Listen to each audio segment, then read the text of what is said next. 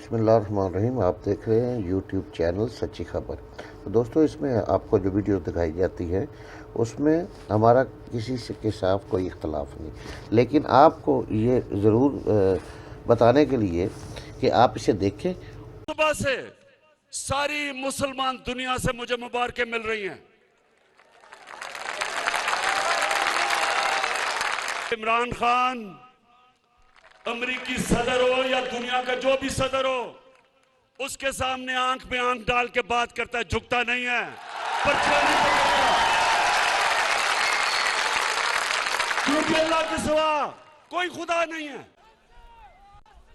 आज मैंने खास अल्लाह का सुबह उठ के शुक्र अदा किया। क्या वजह है स्वाद के लोगों में क्यों इतना खुश हूं? क्योंकि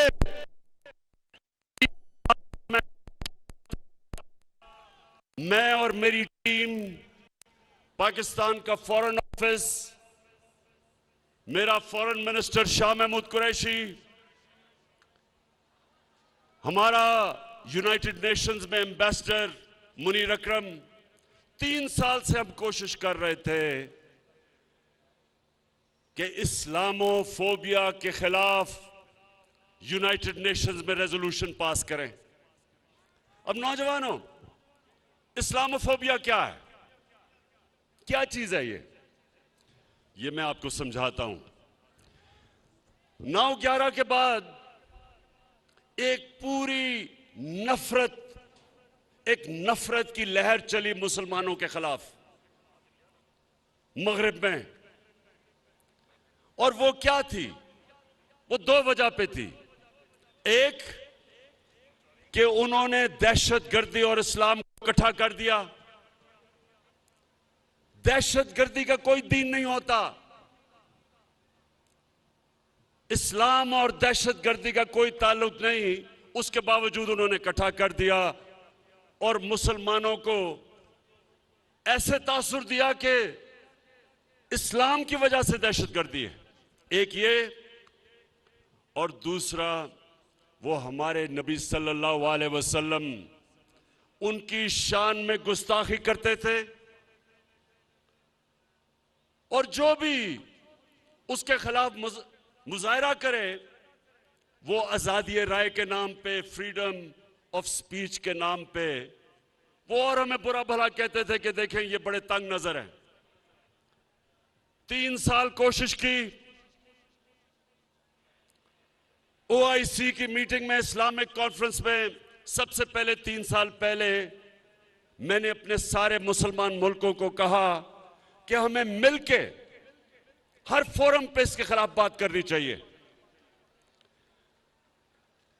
उसके बाद यूनाइटेड नेशंस की तकरीर, वहां जाके पहली दफा किसी पाकिस्तान के सरबराह ने इस्लामोफोबिया के खिलाफ बात की और मुसलसल मैं कोशिश करता रहा। मेरे यहां नौजवान जब भी कोई नबी की शान में गुस्ताखी करते थे, सड़कों पे निकलाते थे, तोड़ फोड़ करते थे, लेकिन कोई फर्क नहीं पड़ता था। तो मैं इनको तब कहता था, नौजवानों, मैं ये केस लड़ूंगा और इंटरनेशनली मैं केस लड़ूंगा। और कल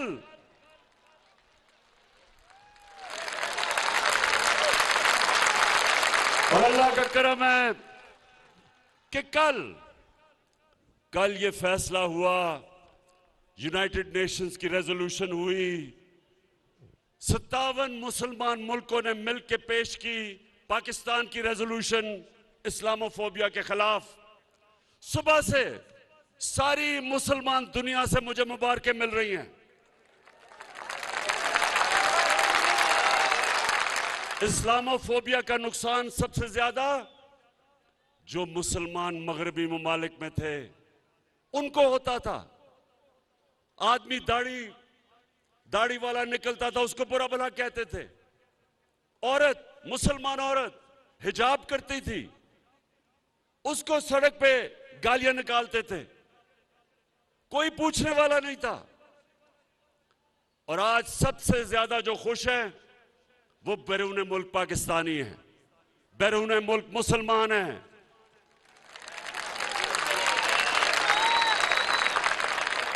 हिंदुस्तान में आज कल हिंदुस्तान में कर्नाटका की अदालत ने फैसला किया कि मुसलमान लड़कियां हिजाब नहीं कर सकती।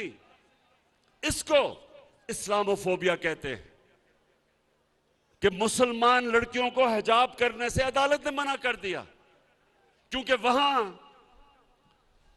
एक तासुब वाली, तंग नजर वाली आरएसएस की हुकूमत जो इस्लाम के खिलाफ है, मुसलमानों के दुश्मन है, अदालत ने यह फैसला कर दिया कि औरत अपने सर पे चादर नहीं ले सकती।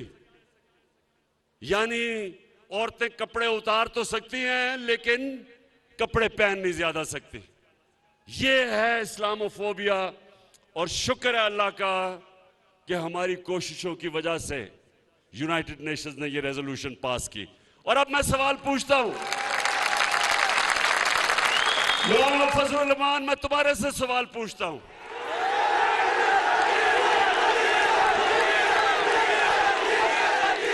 गलती हो गई, सॉरी, मौलाना नहीं फजलुर रहमान,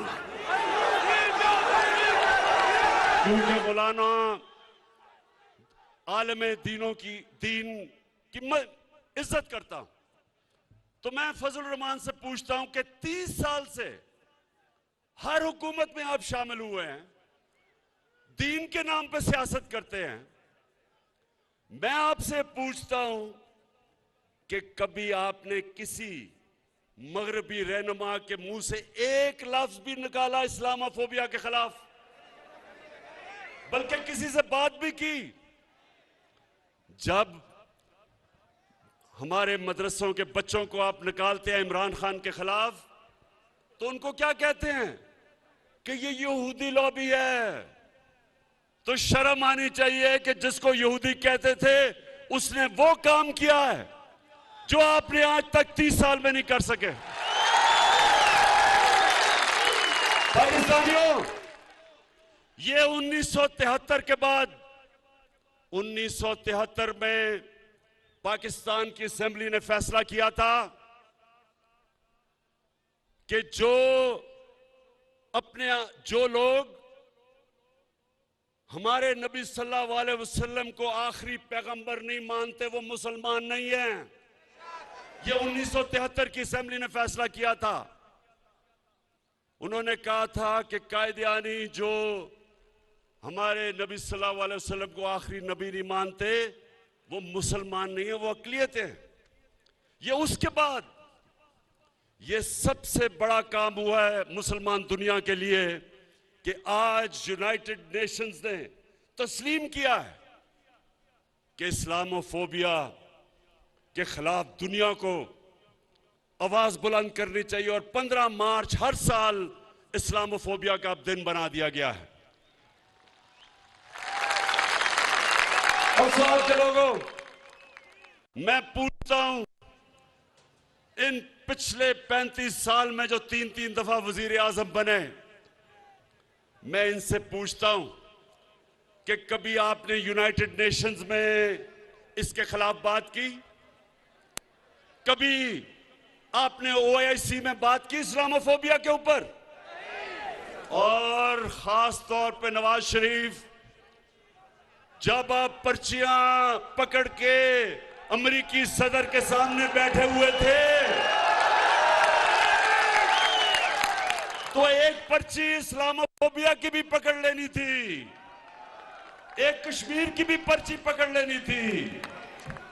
लेकिन जो गुलाम लोग होते हैं वो, उनके कोई अकीदा नहीं होता, बिलीफ सिस्टम नहीं होता, उनका सिर्फ इस तरह के लोगों का जिनका पैसा खुदा होता है, जो पैसे की पूजा करते हैं, उनकी कांपें टांगेंगी अमेरिकी सदर के सामने।